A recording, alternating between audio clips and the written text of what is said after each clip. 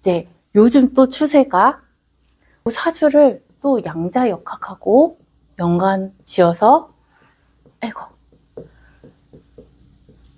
이렇게 연구를 하시는 분들이 많아요. 이게 왜 이렇게 되느냐. 그래서 유튜브 같은 거 검색하면 뭐 동시성의 원리, 상대성 이론 해가지고 사주 명리를 같이 이야기하는데 이게 왜 이런지 오늘은 이 이야기를 한번 해보려고요. 아, 이런 게 있구나. 왜냐면 사람들이 이제 이거 결정 문제 고전 전통 명리는 뉴턴의 이거는 아 이런 게 있구만. 라플라스의 악마라고 있어요. 이게 뭐냐면 이제 과학 같은 경우에는 진짜 외부의 환경이 변하지 않는 그런 일정한 조건이라면 결과가 항상 같게 나오잖아요. 그게 이거예요. 그래서 결정론으로 보는 거예요. 그런데 이제 최근의 추세는 이제 양자역학이라고 했잖아요. 이게 왜 이러냐? 사람한테는 우리는 자유의지가 있어요. 그쵸? 내가 선택을 할 수 있는 자유의지가 있고 사람마다 본성이라고 해서 내가 가지고 태어난 기질, 성품도 가지고 있어요. 그렇기 때문에 한 사주가 만약에 같은 사주가 있는데 이 같은 사주를 가지고 태어난 사람들이 한국에만도 1000명은 넘을 거라고요. 근데 이 사람들이 다 같지 않게 살잖아요. 옛날에 세종대왕도 이제 역학에 되게 관심이 많았어서 자기랑 생년월일시가 똑같은 사람을 찾아봐라 해서 찾아봤어요. 근데 나는 왕이잖아요. 근데 나랑 사주가 똑같은 사람, 그 사람은 뭘 하고 있었냐면 벌 양봉을 하고 있었어요. 그 사람은 벌의 왕이었던 거야. 근데 세종은 한 나라의 왕이었던 거고.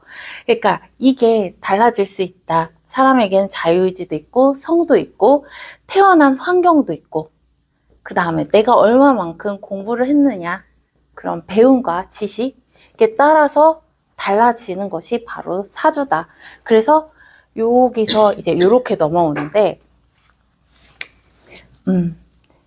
이제 양자역학과 어떻게 관련이 되어 있느냐 어렵게 얘기 안 하고 쉽게 이야기하도록 한번 해볼게요.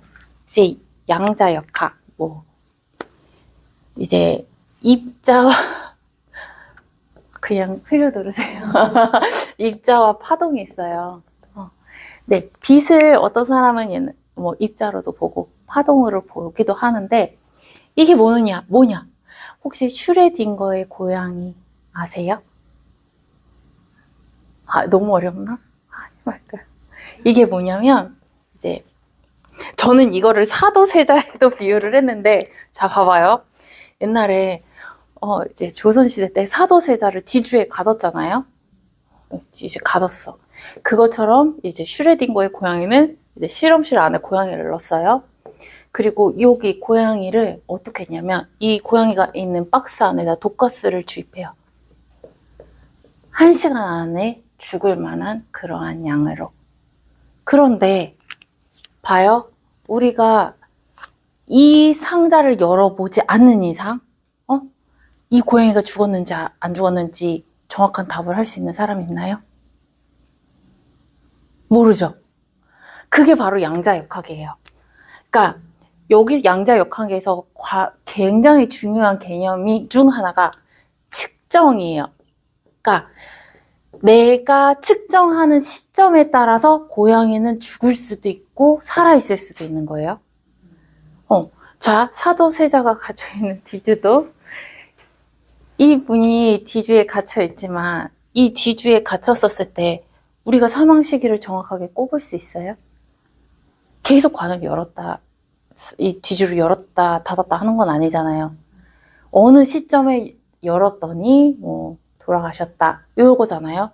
이거랑 똑같아요. 그러니까 양자역학에서 가장 중요한 게 측정. 그래서 측정을 하는 시점에 따라서 생과 사가 나눠지는 거잖아요. 이것처럼 사주에서도 이게 있어요. 저는 그래서 사주 명리를 공부해야 된다고 하는 게 그냥 쉬운 예로 들으면 우리가 왠지 그냥 소화가 잘 안 돼. 근데 병원에 갔어요? 그럼 그건 측정이 되는 거죠. 검진을 받으니까 측정을 하면 병의 질병이 나오잖아요. 뭐 위염이든지 아니면은 뭐 위암이든지. 그러면 여기서 또 측정이 들어가는 거예요. 측정과 선택이 들어가는 거죠. 내가 약을 먹고 치료하겠다 하면 나는 나아지는 거고, 여기서 치료를 안 하겠다 하면은 그냥 아프다가 더 심해질 수도 있고, 또 심지어는 죽을 수도 있겠죠. 그래서 요 측정에 따라서 결과가 달라질 수 있고, 이거에 따라서 가능성은 다양하게 나온다. 그래서 사주도 봐요.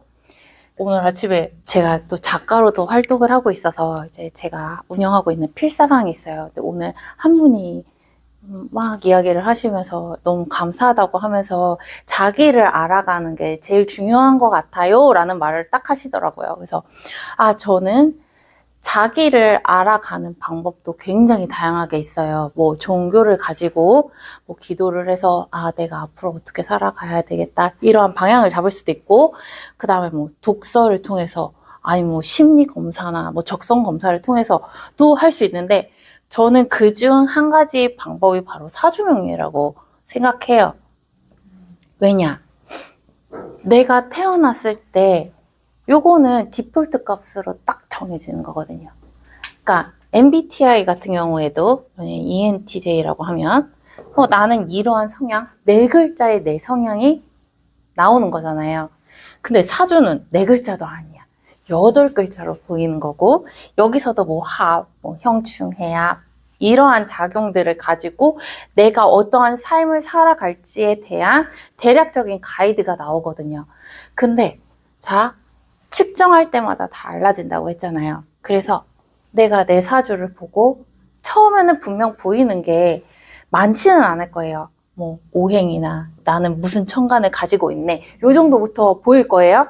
그런데 이게 계속 공부를 하면 할수록 이 측정의 횟수도 늘어나고 내가 볼 수 있는 방법도 많아지고 가능태가 많아지면 결론적으로는 이 많은 가능성 중에 내가 베스트를, 내가 꼽고 싶은 거를 꼽을 수 있는 게 바로 이 사주 명리예요. 그래서 저는 이 사주 명리를 가지고 분명 업으로 삼아서 돈을 벌려고 하시는 분들도 있는데, 그게 아니라면 내가 내 사주를 알아서 내가 살 수 있는 가능성을 확인해보고, 이왕이면 좋은 게 좋은 거라고, 내가 잘할 수 있는 것과 더 잘할 수 있고 또 내 가치관에 맞는 걸 선택을 하셨으면 하는 바람으로 저는 지금 이 사주 명리를 가르치고 있어요.